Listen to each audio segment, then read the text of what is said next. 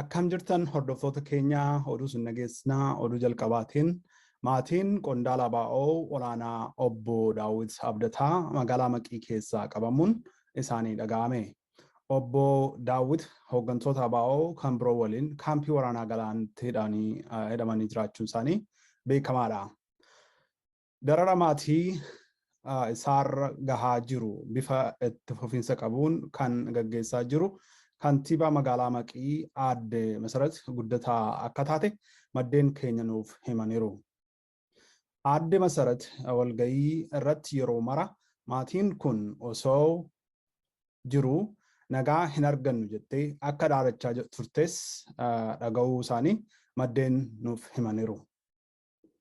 Waggaa tokko dura obboleessa Daawit isaan gafa kan hojii qonnaa jallisiitiin jireenya isaa gaggeessu fi nama hirmaannaa siyaasaa homaatu hin qabne qabsiisuuf humna addaa Oromiyaa halkan walakkaa itti ergitee akka tasaa mana dhabanii akka deeman odeeffannoo nu ga'ee ibsa. Ijoollee guddifachuu dhoowwitee jireenya baqaa akka jiraatullee taasisuu maddeen keenya nuuf himaniiru. Haaluma wal fakkaatuun ajajuma kantiibaa kanaatiin poolisoonni mana maatii Daawit sakatta'uun abbaa isaa obbo Abdataa Hundeessaa jaarsa ganna 82 fi haadha manaa obboleessa Daawit kan taate Shaaloo Nadhii waliin manaa furanii deemaniiru. Dabalataanis wasiila Daawit kan ta'e obbo Badiluu Hundeessaa jaarsa ganna 60 ijoollee isaa dubaraa 2 Hawwiif Ayyaantuu jedhaman waliin gara mana hidhaatti geessuu isaanii mirkaneeffanneerra.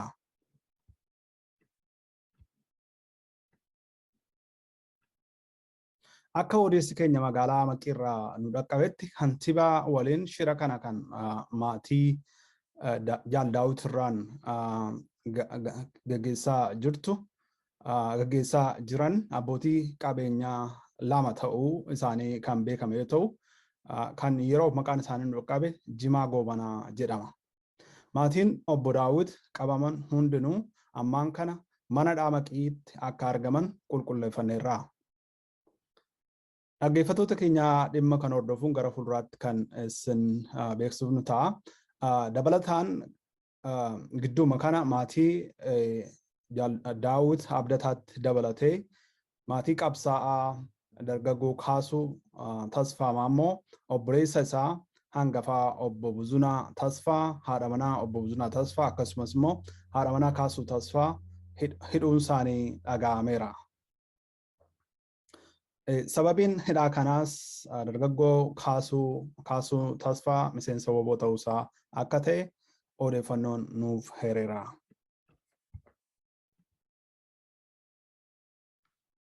Oduu hidhaa kanaatiin wanti garaa nama nyaatu daa'imti kaasuu tasfaa miseensa waraana bilisummaa Oromoo kan ta'e daa'imti ganna 2 gadii asitti argitan kun mana hidhaa kana keessatti argamuu ishee isheenis Shanee jedhamtee hidhamuu isheeti.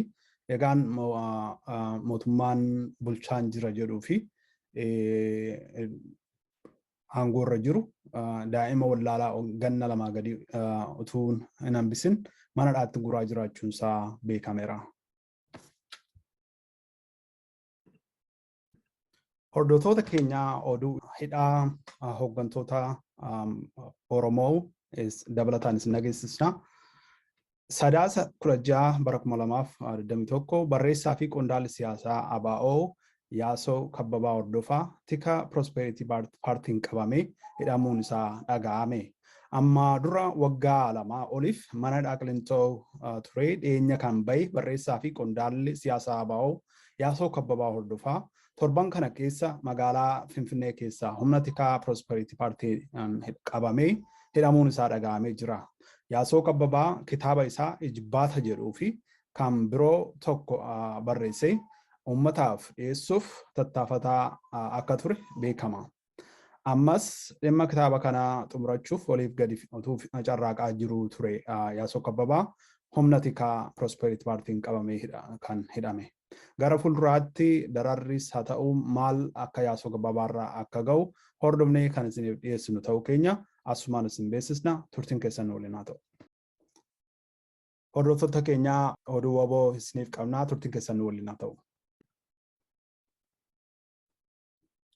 Oduu injifannoo waraana bilisummaa Oromootiin duula imala gara Finfinnee jedhu jalatti waraana bilisummaa Oromoo zoonii kibbaarraa odeeffannoon lama nu ga'ee jira. Cuunfaa oduu injifannoo WBO kana ittaansinees dhageessifna.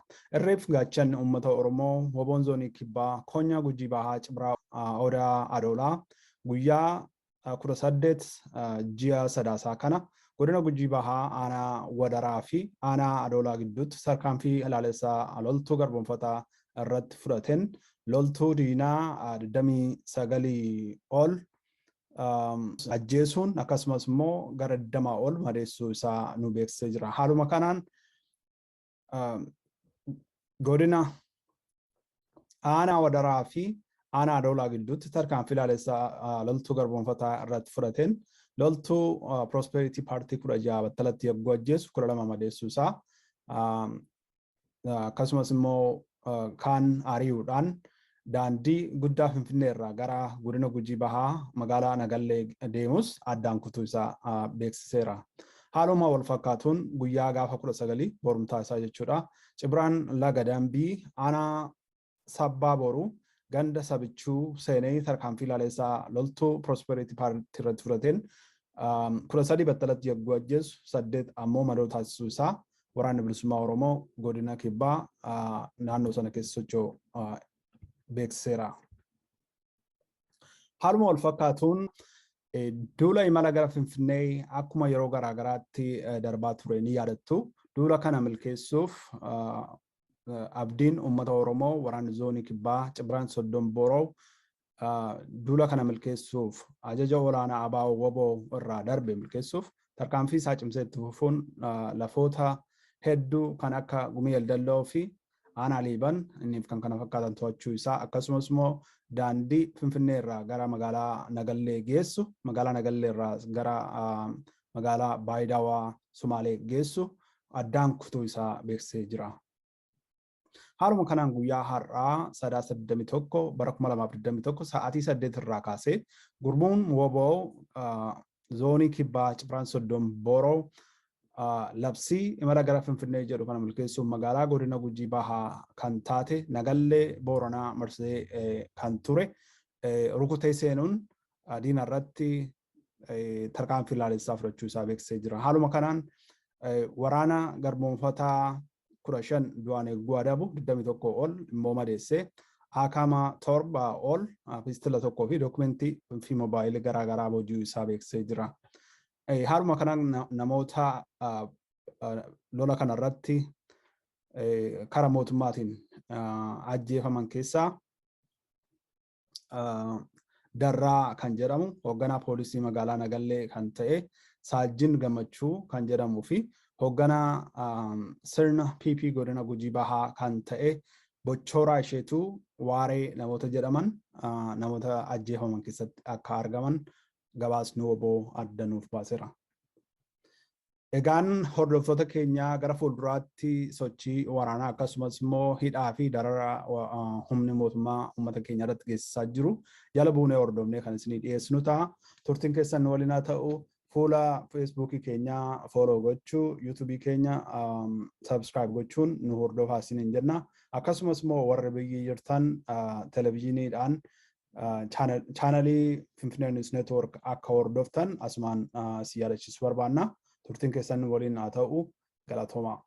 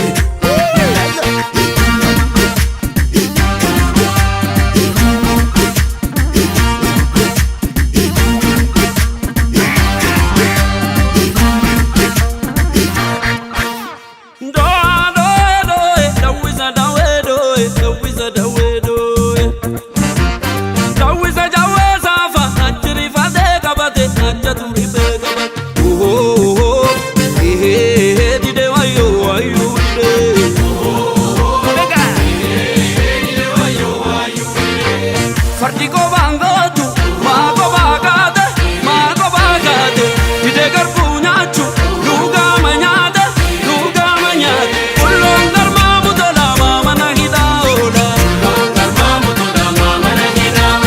bulloon garmaamu tolaa mana hidhaa oola roobe bubbisee buuse bakakka gattisa lolee seenee lakka roobe bubbisee buuse bakakka gattisa lolee seenee lakka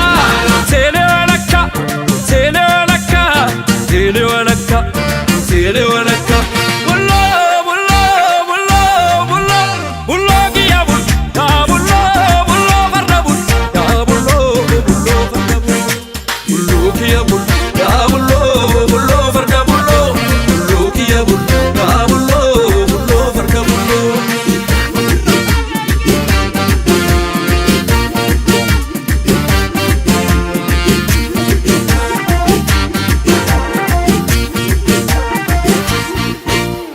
ayyicha sanyii gootaa gootu qallolee sagolachuu beeku maatuttu kanii tola nurraa eegu ayyicha sanyii gootaa gootu qallolee sagolachuu beeku maatuttu kanii tola nurraa eegu naana machakoo naana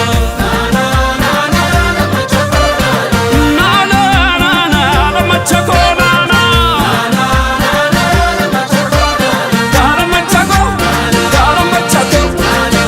farda gaala machako yookaate tola gaala machako gammachi sanga gaala machako yookaate tola gaala machako gammachi harre gaala machako yoobaate tola gaala machako gammachi nama gaala machako yoolole tola deebicha dibbe sirba garaa gaaba baana ragadu kuni madaanu qaba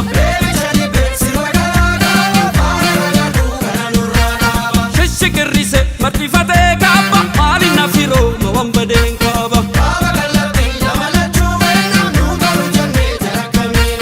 goota dabani jallifachu